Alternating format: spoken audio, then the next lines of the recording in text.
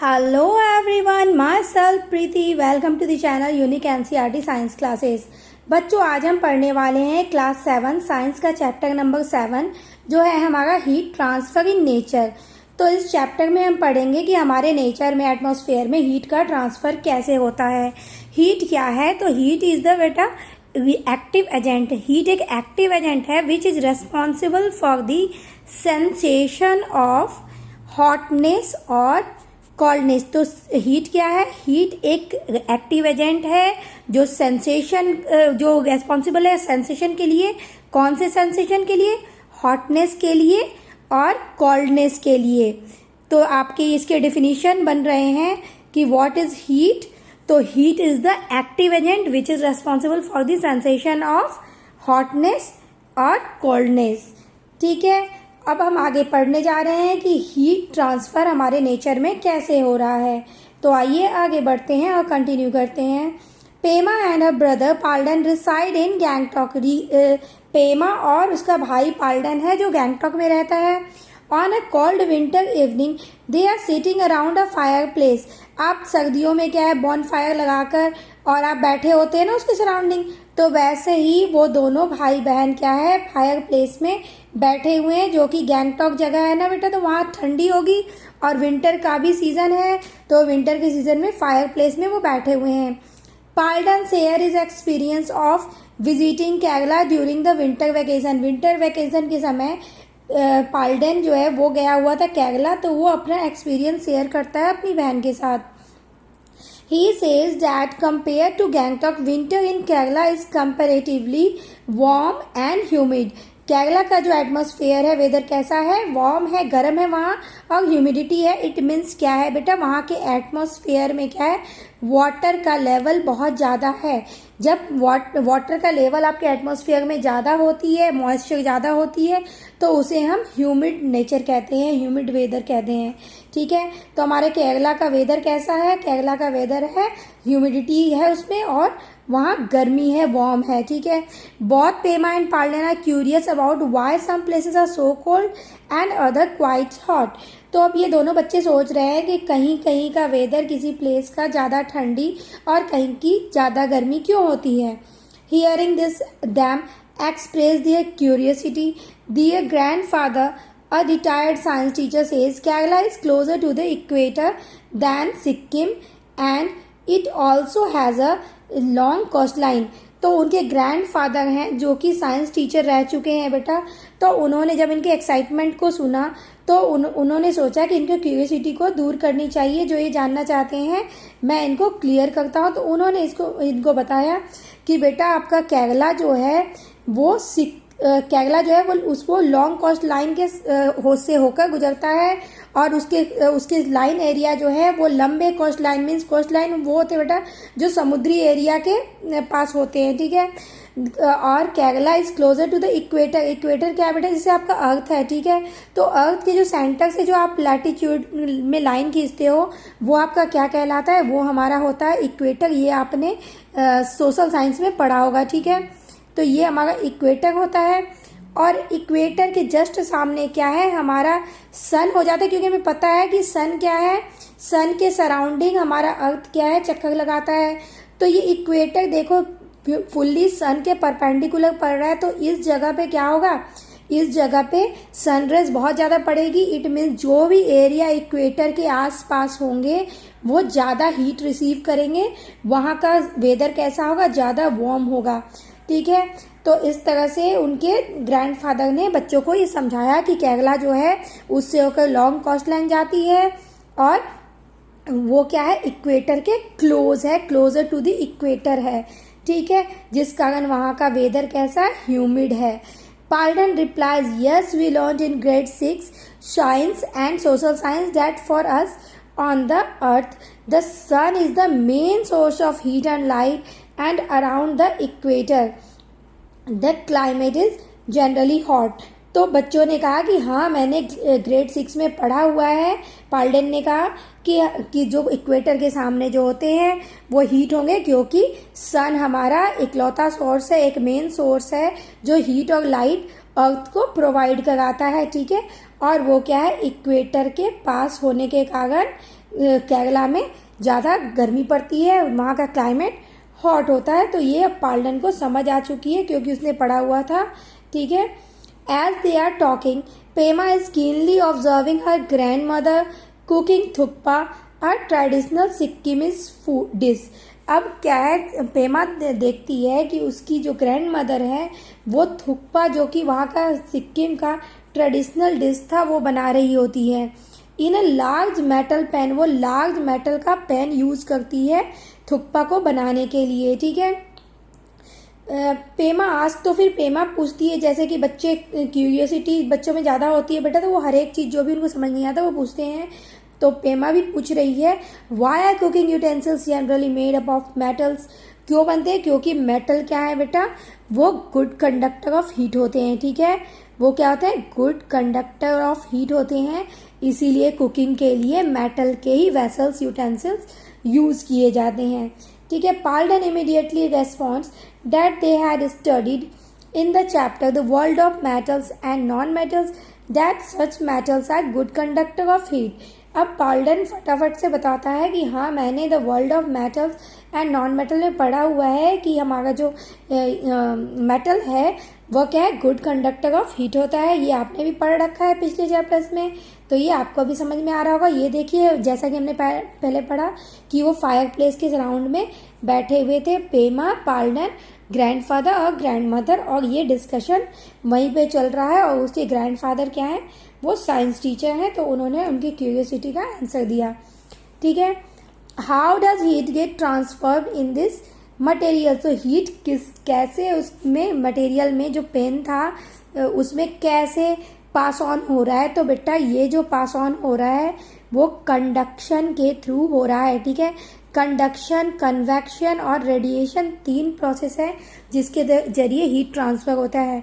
तो कंडक्शन इकलौता एक मेन प्रोसेस है बेटा जिसके जरिए क्या है, सॉलिड, लिक्विड और गैस, तीनों में क्या है, गैस का ट्रांसफ़र होता है। जबकि जो और प्रोसेस है कन्वेक्शन और रेडिएशन, उनमें इन तीनों को ये फैसिलिटी नहीं है कि ये तीनों में इससे हीट ट्रांसफ़र होंगे। ठीक है। तो आगे हम पढ़ते हैं क्या लिखा है। तो हमारा हीट ट्रांसफ़र कैसे हो रहा है सॉलिड में, हमें पता है कि ये कंडक्शन के थ्रू हो रहा है। ठीक है। Let us perform an activity to learn why certain materials are good conductor of heat. तो चलिए हम एक्टिविटी परफॉर्म करके जानते हैं कि क्यों कुछ material good conductor of heat होते हैं।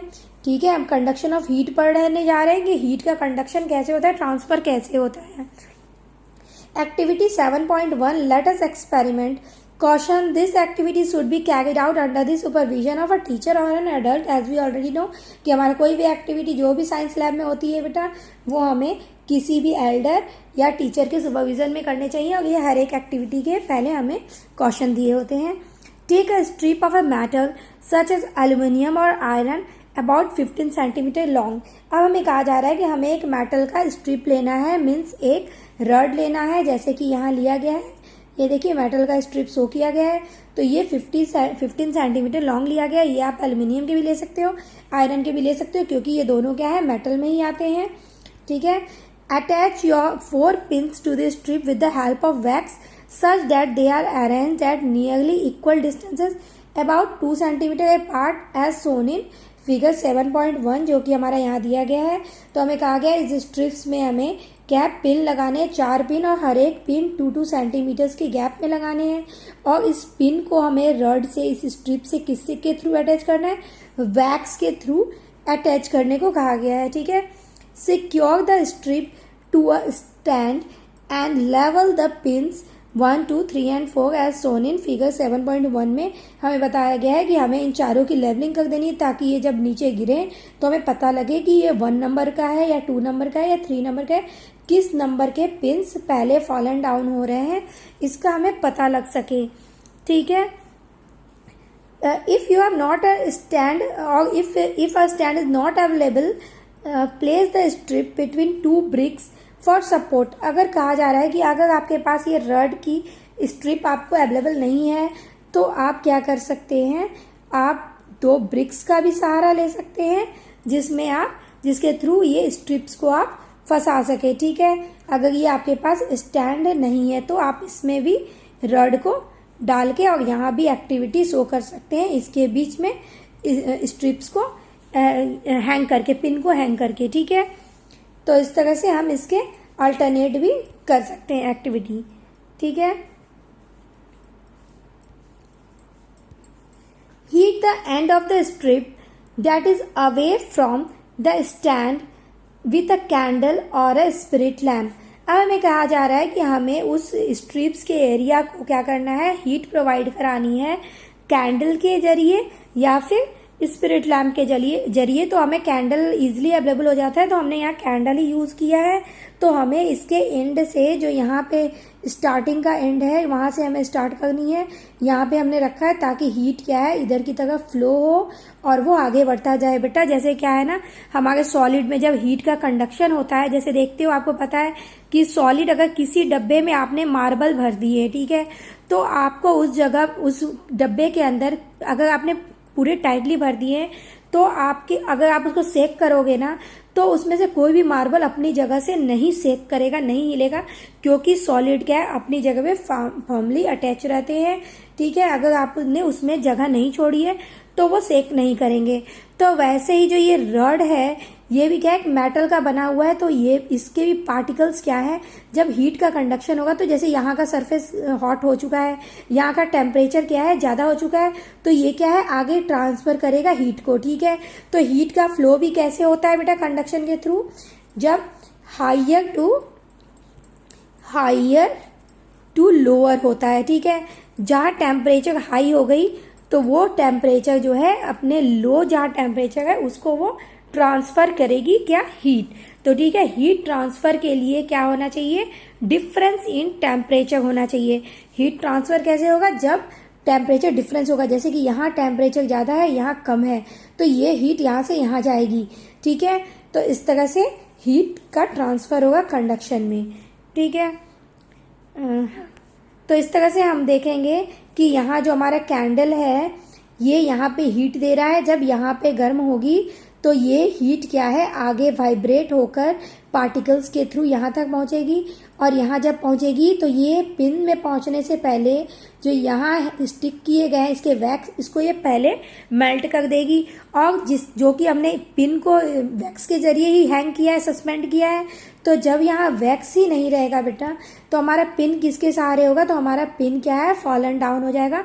तो हमारा फर्स्ट नंबर पहले गिर जाएगा, फिर यहाँ से हीट यहाँ ट्रांसफर होगी सेकेंड में, फिर सेकेंड वाला पिन गिर जाएगा, ऐसे करके हमारे थर्ड और फोर्थ सारे पिन्स नंबर वाइज जैसे जैसे हीट ट्रांसफर होगा ये गिरते जाएंगे, ठीक है। What will happen to the pins, तो it all will be fallen down, ठीक है। Will they remain attached to the strips or will they fall? They will fall, not attached with this rod or strips, okay? वो नहीं बचेंगे अगर heat आपको यहाँ से स्ट्रिप्स को आप देते रहोगे तो, ठीक है। अगर हाँ आपने कैंडल हटा दिया तो मे बी ये पहला गिर जाए, दूसरा गिर जाए, तीसरा तक अगर हीट नहीं पहुंचा है तो ये रह जाएगा। लेकिन अगर आप उसको कंटिन्यूसली हीट दे रहे हो तो वो सारे पिन्स क्या होंगे, गिर जाएंगे, ठीक है। Falling of pins, pin falling first, ठीक है। प्रेडिक्शन हमने जैसा पहले किया बेटा, हमने देखा कि पहले पहला गिरेगा, फिर दूसरा गिरेगा, फिर तीसरा गिरेगा। हमारी प्रेडिक्शन ये है, क्योंकि हमें ये समझ लग गया, और आप बच्चे बहुत स्मार्ट हो, आपको तो सबसे पहले समझ आ जाता है, तो आप ये ऑब्जर्व करोगे कि सेम ऐसा ही होगा कि हाँ पहले पहला ही पिन गिरेगा, और फिर दूसरा, फिर तीसरा, और फिर चौथा, इस तरह से सारे गिर जाएंगे। Reasons for what you observe, तो आपने रीजन क्या देखा इसके पीछे, कि ट्रांसफर ऑफ हीट, जो आपका ट्रांसफर ऑफ हीट हो रहा है, ठीक है, जैसे जैसे हो रहा है वैसे वो क्या हो रहे हैं, गिरते जा रहे हैं। और हमने जैसा कि देखा है कि सॉलिड के पार्टिकल्स क्या है, हाइयर टू, जो मैंने आपको पहले लिखा आप वहीं यहाँ पे रीजन में लिख दोगे कि हीट में सॉलिड में ट्रांसफर कैसे होता है, higher to lower heat get transfer due to the difference in temperature, ठीक है। डिफरेंस इन टेम्परेचर होने के कारण वो हीट क्या है, स्ट्रिप्स में ट्रांसफर होती जाएगी हाइयर टू लोअर, ठीक है। जैसे यहाँ हाइयर पहुंच गई तो फिर यहाँ लो है टेम्परेचर तो वो यहाँ पहुंचेगी। इस तरह से यहाँ रीजन क्या होगा, क्योंकि transfer of heat higher to lower, ठीक है। ट्रांसफर ऑफ हीट हो रहा है from higher into starting into last end तक हो रहा है हीट का ट्रांसफर, जिस कारण से ये पिंस फॉलन डाउन हो जाएंगे, ठीक है। आगे बढ़ते हैं। You observe that the pin closest to the candle flame, pin 1 falls fast, followed by pins 2, 3 and 4. Why does pin I fall before pin 2? Sorry, pin 1 fall before 2 because heat transfer in pin 1 first. That's why ना पहले pin 1 के पास heat transfer हुआ, इसलिए वो पहले गिरा और उसकी वैक्स पहले मेल्ट हुई, ठीक है। Why did all the pins not fall together? Because heat transfer gets time and heat transfer get transfer due to the difference in temperature, ठीक है। डिफरेंस इन टेम्परेचर होने के कारण क्या है, हीट ट्रांसफर होता है। और हीट कैसे ट्रांसफर होता है, हाई टू लो में ट्रांसफर होता है, ठीक है। और starting end to last end तक वो ऐसे ही प्रोसेस कंटिन्यू होता है, ठीक है। तो वो एक बराबर नहीं एक साथ हीट दे सकते हैं, क्योंकि जो कैंडल है उसकी फ्लेम बेटा यहाँ तक ही पहुँच पा रही है। हाँ, अगर आप उसके नीचे बड़ा सा बर्नर अगर ऑन कर देते जो कि इन चारों पिंस के नीचे होता, तो ये मोस्ट प्रोबेबली ये चारों में से कोई भी फर्स्ट गिर जाता, ठीक है। कभी थर्ड भी हो सकता था, सेकंड और फर्स्ट भी हो सकते थे। लेकिन जो कि कैंडल फर्स्ट में एंड में रखा हुआ है और स्ट्रिप्स के सारे पिंस दूर दूर है, पहला यहाँ, दूसरा यहाँ, तीसरा यहाँ, तो इनको यहाँ तक पहुँचने में टाइम लगेगा, क्योंकि ये क्या है, सारी जगह बराबर हीट ट्रांसफर नहीं कर पा रहे हैं, ठीक है। From your observation what can you infer, तो हमने यही अनुमान लगाया कि क्या हो रहा है, heat transfer higher to lower हो रहा है, वो एक कैंडल के थ्रू हो रहा है, जिस कारण वो सेम हीट सप्लाई एक साथ नहीं कर पा रहा है, ठीक है। Do you think that heat is being transferred along the metal strip from the end that is being treated? Yes, हमने ये पहले ही देख लिया कि क्या इसकी पहले जहाँ पे हीट हो पहुँच रहा है मेटल स्ट्रिप में, तो वो वहीं पहले हीट करेगा, फिर वहाँ से वो क्या होगा, आगे की तरफ ट्रांसफर साथ के साथ होता रहेगा, ठीक है। As the heat travels along the strip and approaches a pin, the wax holding it melts and the pins falls, as we already discuss कि पहले वो वैक्स को मेल्ट करेगा, फिर वैक्स ही जब मेल्ट हो गया तो पिन किसके सहारे रहेगा, तो वो नीचे फॉल हो जाएगा, ठीक है। Here the transfer of heat takes place from the hot end to the strip to the colder end. जैसा कि हमने पहले डिस्कस किया, higher temperature to lower temperature heat का ट्रांसफर होगा बेटा। तो लोअर टेम्परेचर किसका होता है, कोल्ड का होता है, और हाइयर टेम्परेचर हॉट का होता है, ठीक है ना। अब बातें करते हो ना, समर सीजन में टेम्परेचर हमारा कैसा होता है, हाई होता है, इट मीन्स हॉट होता है। और कोल्डर सीजन में हमारे क्या होते हैं, टेम्परेचर लो चले जाते हैं। तो हाइयर टू लोअर हीट का सप्लाई होता है, means hotter end to colder end में क्या है, हीट का सप्लाई होता है, ठीक है। हीट ट्रांसफर होते हैं कहाँ से कहाँ, hotter end to colder end, ठीक है। अब यहाँ से आपको क्या है, डेफिनेशन बन रहा है बेटा कंडक्शन का। The process of heat transfer from the hotter part of an object to the colder part an object is called conduction. तो ये आपका जो बहुत जरूरी लाइन है, इंपॉर्टेंट लाइन है, ये है। आपके फिलिप्स भी बनेंगे, ट्रू फॉल्स भी बनेंगे, और आपके डेफिनेशन भी इससे बनेंगे कि क्या है कंडक्शन। तो कंडक्शन वो हीट ट्रांसफर का प्रोसेस है जिसमें hotter part two colder part में हीट का कंडक्शन होता है, मीन्स हीट का ट्रांसफर होता है, ठीक है। आगे बढ़ते हैं। In this process the particle that gets heated passes the heat on to its neighbour and so on. तो वो क्या है, एक स्ट्रिप से दूसरी, दूसरी से तीसरी, ऐसे सो ऑन, ये एक्टिविटी हीट ट्रांसफर की चलती ही रहती है, ठीक है। जैसा कि हमने पहले ही इसको बहुत ही एक्सप्लेन वे में पढ़ लिया है। In this process, the particle that gets heated passes the heat to its neighbor and so on. Yes, ये हमने पढ़ लिया है। However, the particles themselves do not move from the position. ऐसा हमने पहले ही डिस्कस कर लिया कि सॉलिड में पार्टिकल्स क्यों मूव नहीं होते हैं बेटा, क्योंकि वो फॉर्मली अटैच्ड होते हैं, उनके बीच में इंटरमॉलिक्यूलर स्पेस नहीं होता है। मीन्स जो दो मॉलिक्यूल्स हैं, ठीक है, जो दो मॉलिक्यूल्स हैं वो ऐसे अटैच्ड होते हैं कि उनके बीच में क्या है, स्पेस नहीं होती है। जैसे ये है ना, ये एक आपने सर्कल डाला और दूसरे सर्कल, तो यहाँ जो बीच में स्पेस है ना, वो सॉलिड में नहीं होते, क्योंकि उनके क्या है, इलेक्ट्रॉन्स बहुत ही फॉर्मली जो है उनके एटम्स बहुत ही फॉर्मली बहुत ही क्लोजली अटैच्ड होते हैं, ठीक है, जिस कारण से ट्रांसफर ऑफ हीट एक के बाद एक होता रहता है, बल्कि पार्टिकल्स के मूवमेंट नहीं होते।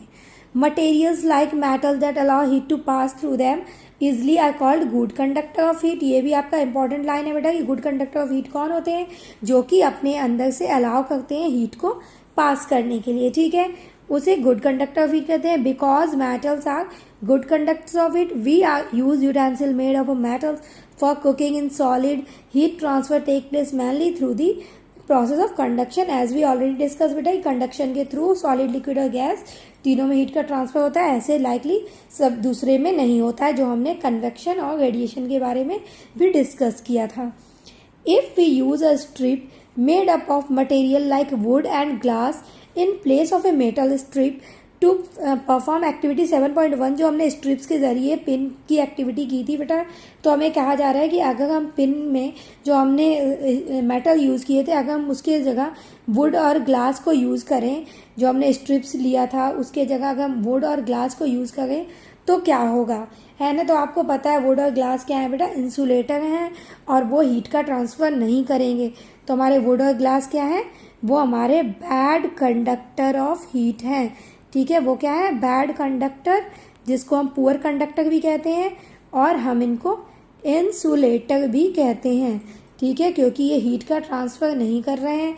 तो हम बैड कंडक्टर या इंसुलेटर कैसे भी बना सकते हैं, definition, materials like non metals that does not allow heat to pass through them are called bad conductors of heat. Okay, तो इस तरह से आपने यहाँ बैड कंडक्टर, अच्छा आगे हमारा पुअर कंडक्टर दिया हुआ है तो हम यहाँ पढ़ेंगे, ठीक है, बाकी हमने पहले डिस्कस कर लिया।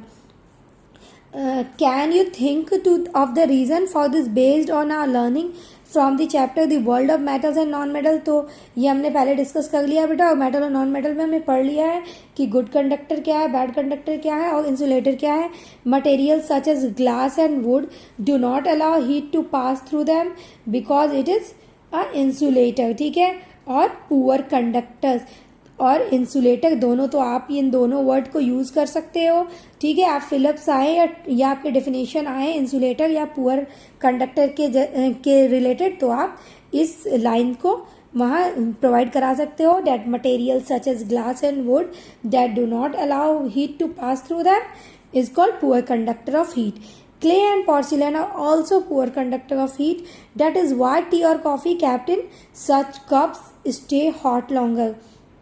तो बेटा क्ले जिससे आप खेलते भी हो, वो मिट्टी होती है, एक तरह की गीली चिकनी मिट्टी होती है, और पोर्सिलेन है, इसके क्या है, टी कप जो होते हैं जिसमें आप चाय पीते हो, आपकी मम्मा चाय पीते हैं, कप, सॉसर्स या यूटेंसिल, जो सर्विंग यूटेंसिल्स होती है जिसमें आप खाना सर्व करते हो, उन यूटेंसिल्स को क्ले और पोर्सिलेन के ज़रिए इसको यूज़ करके बनाया जाता है, जबकि हमारे कुकिंग वाले यूटेंसिल्स में इनका यूज़ नहीं किया जाता है, क्योंकि ये पुअर कंडक्टर ऑफ हीट है और ये जो कंडक्ट नहीं करते हैं, हीट को ट्रांसफ़र नहीं कर पाते हैं बाहर, इसलिए क्या है, हमारा जो क्ले और पोर्सिलेन से बना हुआ जो हमारा कंटेनर है, वो इसके अंदर जो भी चीज़, या फिर आपने टी रखा है या कॉफ़ी रखा है, उसको ज़्यादा देर तक आपके हॉट रखते हैं, गर्म रखते हैं, जिससे आप उसको हॉट एंजॉय कर सकते हो। जैसे कि ठंडी चाय कॉफ़ी किसी को पसंद नहीं आती ना,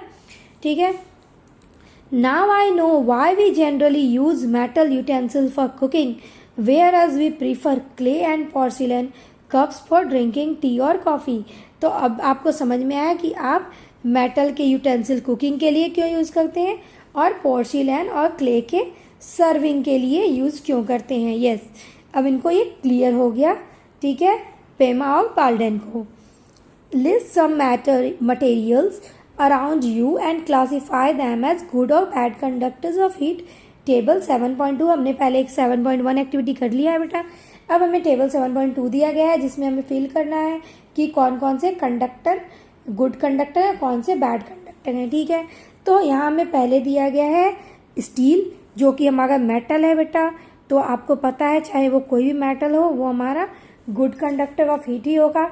तो मटेरियल जिससे क्या है, हमारे फूड कुकिंग के लिए जो भी हम यूटेंसिल बनाते हैं उसके लिए हम कौन कौन से मटेरियल यूज़ कर सकते हैं, हम स्टील यूज़ करते हैं, ठीक है।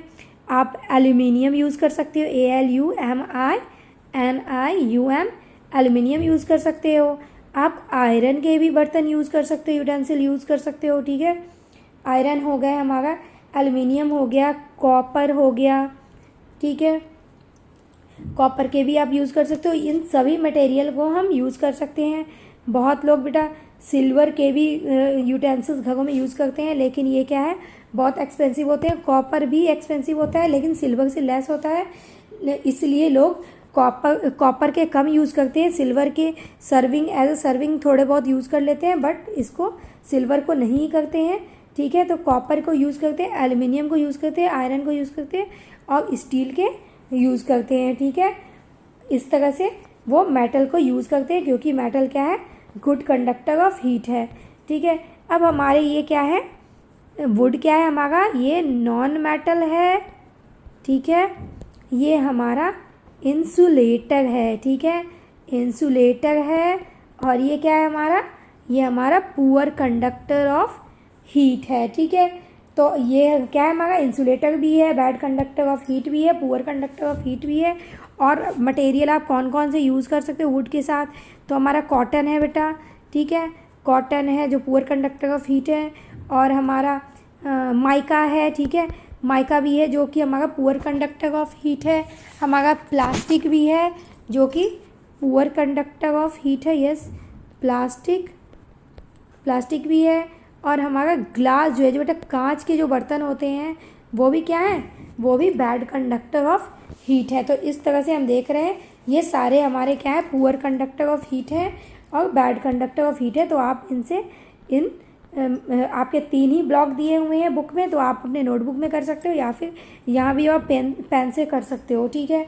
तो आगे बढ़ते हैं, फर्दर डिस्कशन देखते हैं कि क्या किया गया है इस चैप्टर में, हमें क्या बताया जा रहा है। Does your list include air, क्या आपने एयर को इंक्लूड किया, तो नो, हमने एयर को इंक्लूड नहीं किया है। चलो हम कर लेते हैं, है ना, यहाँ हम कर भी लेते हैं, ठीक है। तो एयर क्या है बेटा, हमारा बैड कंडक्टर ऑफ हीट है, पुअर कंडक्टर ऑफ हीट है, ठीक है।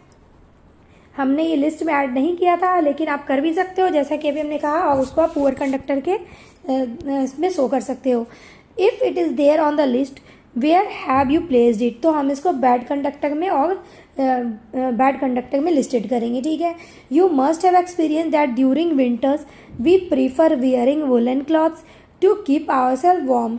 आपने देखा होगा कि हम विंटर में क्या है, आपने क्यों देखा होगा, सारे बच्चों ने देखा है, वैसे सारे बच्चे स्मार्ट भी बहुत हैं, उन सब ने देख रखा है कि हम सारे क्या है उलन कपड़े पहनते हैं, ताकि क्या है उलन कपड़ों की फैब्रिक जो है बेटा, वो मम्मा जब बुनाई करती है, मशीन में जब बुनाई करती है, तो वो डबल लेयर्ड में होते हैं, ठीक है।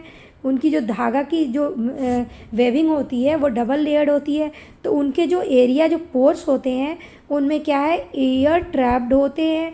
और वो एयर क्या है, हमारे बॉडी के अंदर के हीट को बाहर नहीं जाने देते और बाहर के कोल्ड को अंदर नहीं जाने देते, जिस कारण से हम बाहर की ठंडी से बच जाते हैं, ठीक है।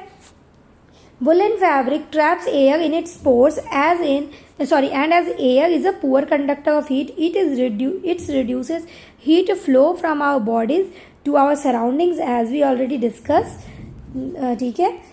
As a result we feel warm, जिसके कारण हम warm feel करते हैं। Similarly air trapped between the layers of clothing acts as a poor conductor of heat and keep us warm. This all we already discussed ना बेटा, ठीक है। तो हम आगे फर्दर आगे बढ़ते हैं, ठीक है। The presence of air between 2 thin blanket is a reason why we prefer them over one thick blanket to keep us warm. अगर आपने एक ब्लैंकेट लिया है और उसके ऊपर आप दूसरी ब्लैंकेट ले गए हो बेटा, तो उनके बीच में जो भी स्पेस होगी उसमें फिर से क्या होगा, एयर ट्रैप हो जाएगा और वो एयर आपके बॉडी के हीट को बाहर नहीं जाने देगी और बाहर के एटमॉस्फेयर को के ठंड को भी अंदर नहीं आने देगी। तो इस तरह से आपका बॉडी क्या है, वार्म रहेगा। तो इसलिए हम क्या है, पतले भी अगर 2 यूज़ कर लेते हैं तो वो हमें ठंड से बचा लेती है, ठीक है, क्योंकि air bad conductor of heat है, ठीक है। Air trapped between 2 thin blankets act as an insulator, तो वो एक इंसुलेटर की तरह, बैड कंडक्टर की तरह हेल्प करता है, ठीक है, और वर्क करता है। Is it possible to construct houses that are not affected much by the outside heat और कोल्ड? क्या हीट से और कोल्ड से, दोनों से बचाने के लिए आप हाउसेस बना सकते हो जो कि उनसे इफ़ेक्ट ना हो? तो हाँ बेटा, बहुत सारे हमारे इंडिया में बहुत से प्लेसेस हैं जहाँ का एटमॉस्फेयर क्लाइमेट क्या है, हीट ज़्यादा है वहाँ पे, और कुछ के एटमॉस्फेयर क्या है, कोल्ड है। जैसे आप देख लो, जो भी हमारे हीट वाले एरिया, जैसे हमने देखा केरला वगैरह में, तो वहाँ के घरों को कैसे बनाएंगे? तो वहाँ के घरों में हम बड़ी बड़ी क्या है, खिड़कियाँ दे देंगे, ठीक है, जिससे खिड़कियों से क्या है, हमें बाहर के एटमॉस्फेयर का जो हमारा एयर है वो भी इनसाइड आ सके, और जो हीट जो इनसाइड जो क्रिएट हो चुकी है बाहरी एटमॉस्फेयर के कारण ही, वो बाहर भी जा सके, ठीक है। तो हम उसमें एग्जॉस्ट की अच्छी सुविधा के लिए वहाँ हम बड़े बड़े विंडोज़ दे देंगे। उनके जो घर हैं वो क्या है, ब्रिक्स के और बड़े बड़े स्टोन्स की हेल्प से बनाएंगे, ब्रिक से। उनको बनाने में कौन से मटेरियल यूज़ करेंगे, ब्रिक और स्टोन यूज़ करेंगे। क्यों? क्योंकि ये ब्रिक और स्टोन क्या है बेटा, हीट को ऑब्जर्व करते हैं, सन से आए हुए हीट को एब्जॉर्ब कर लेते हैं, और रात के समय एट नाइट वो क्या करते हैं, इसको रिलीज़ कर देते हैं। जो इन्होंने मॉर्निंग में क्या है एब्जॉर्ब किया है ना, वो नाइट में वो क्या है, रिलीज़ कर देते हैं, ठीक है। तो इस तरह से वो हमें दिन में गर्मी से बचाते हैं, ठीक है, और रात में भी हमारे एटमॉस्फेयर को बचाए रखते हैं, ठीक है। और कोल्ड वेदर की जहाँ तक बात होगी बेटा, तो कोल्ड में जैसे हमने कहते डबल ब्लैंकेट आपने यूज़ किया, तो वैसे ही ठंडियों की जगह में जो हम यूज़ करेंगे हमारे विंडोज़, वो भी डबल लेयर हम स्लाइडिंग वाले यूज़ करेंगे, जिसमें क्या हो, हमें डबल लेयर की प्रोटेक्शन मिल सके, और एयर भी जो इन बिटवीन हमें यहाँ पे होंगी ना, वो भी हमें क्या करेंगी, हमें हीट को जो हमारे अंदर रूम के अंदर जो हीट जनरेट पहले से हमने ब्लोअर चला के या फिर अंदर के रूम की गर्मी जो है वो उसको बनाए रखेगा और बाहरी एटमॉस्फेयर से बचाएगा। और जो हम उसके फॉल्स रूफ जो रखेंगे उस घर के, वो क्या है, स्लाइडिंग रखेंगे, जिससे अगर वहाँ पे ज़्यादा बारिश हो रही है तो बारिश से भी क्या होगा बेटा, हैवी रेन से, जैसे शिमला की जगह है जो कि जहाँ की क्लाइमेट क्या है, ठंडी है, और वहाँ बारिश भी जब मन होता ही रहता है, तो बारिश से बचने के लिए, जिससे क्या है, ये वाटर क्या है, स्लाइड हो जाए। वहाँ स्नोफॉल भी जब मन होते रहता है, तो वो स्नो भी क्या है, और ठंडियों में क्या है, अक्टूबर से मार्च तक तो और ज़्यादा देखी जाती है, तो वो स्नो क्या है, स्लाइडिंग से सरक के नीचे आ जाए, और उन्हें ठंडी ज़्यादा ना लगे और उनके रूफ भी खराब ना हो। तो ठीक है, तो इस तरह से गर्मी और ठंडियों की जगह में लोग अपने घरों को बनाते हैं, ठीक है। Houses constructed in places with a very hot or cold climate often use the concept of heat transfer to keep them cool or warm. तो इस तरह से वो इस कंसेप्ट को यूज़ करते हैं कि कैसे वो गर्मी के समय में ठंडा और ठंड में इससे बचने के लिए वार्म एटमॉस्फेयर अपने रूम का क्रिएट कर सके, ऐसे वो घर बनाते हैं, ठीक है। फैसिनेटिंग फैक्ट्स, अब ये फैसिनेटिंग फैक्ट्स हैं हमारे, चलिए आइए इसको देखते हैं क्या है हमारा। The upper regions of the Himalayas, जैसा कि हमने पहले पढ़ लिया, लगता है वो सभी हमें फिर से डिस्कस किए गए हैं। चलिए फटाफट से पढ़ लेते हैं, हमारा वीडियो काफ़ी लंबा हो रहा है। The upper regions of the Himalayas such as the Mori block of Uttarkashi in Uttarakhand experience an extremely cold. बेटा हिमालय के पहाड़ी एरिया के पास क्या है, हमारा उत्तरकाशी है जो कि उत्तराखंड में है। तो आपको पता है उत्तराखंड का क्लाइमेट कैसा है, वहाँ ठंडी है बेटा, ठीक है, वहाँ एक्सट्रीम कोल्ड पड़ती है, बहुत ज़्यादा ठंडी पड़ती है, तो वहाँ और हैवी स्नोफॉल होती है वहाँ ठंडियों में। Houses here are often built to stay warm during winters, तो वहाँ वैसे ही घर बनाए जाते हैं जो विंटर्स में उन्हें ठंडियों से बचा सके। With walls made up of wooden layer लकड़ी के बनाए जाते हैं, ठीक है, filled with cow dung and mud, और उनके बाहर क्या है, काउ डंग और मड की लेयर चढ़ा दी जाती है, ठीक है। As wood and mud are poor conductor of heat, they prevent heat loss and help in keeping the house warm, जिस कारण से वह हीट को क्या है, प्रिवेंट करते हैं बाहर जाने से, और घर को क्या करते हैं, वार्म रखते हैं, ठीक है। ऐसा हमने पहले डिस्कस कर लिया है। There are houses with outer walls that are constructed using hollow bricks, ठीक है। वहाँ जो ब्रिक्स भी यूज़ किए जाते हैं वो भी हॉलो होते हैं, जिसमें एयर ट्रैप्स होंगे, जैसा कि हमने पहले डिस्कस कर लिया है। ठीक है, तो हम अगेन एंड अगेन एक ही चीज़ को डिस्कस करके, आप बच्चे बहुत स्मार्ट हो, हम ना टाइम वेस्ट नहीं करेंगे। That keep them warm in winters and cool in summers. ठीक है, ये दोनों कॉन्सेप्ट वहाँ फॉलो हो रहे हैं।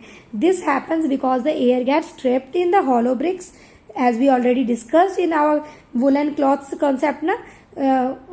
hollow bricks is a poor conductor of heat। ठीक है, Pema draws pardon attention to the rising smoke from the burning firewood around which they are sitting। अब इन बच्चों का ध्यान इनसे हटकर इस तरफ जा रहा है कि जो वहाँ उन्होंने बर्निंग की हुई है फायरवुड की, लकड़ियों को जलाया है, उसके जो धुएं हैं वो ऊपर की तरफ रेज क्यों हो रहा है। Why is the smoke going up. तो बेटा ये क्या है, गर्म धुआं है, और गर्म जो भी चीज़ होती हैं वो क्या है, हल्की होने के कारण ऊपर की तरफ ही राइज अप होती हैं। इसके आगे हम नेक्स्ट वीडियो में पढ़ेंगे। Thanks for watching my video. और प्लीज़ अगर आपको मेरी वीडियो अच्छी लगी हो, इन्फॉर्मेटिव लगी हो, तो please share and subscribe my video. और कोई भी डाउट हो तो आप डाउट के लिए कमेंट बॉक्स में क्वेश्चन पूछ सकते हो, मैं वहाँ आपको आंसर दे दूँगी।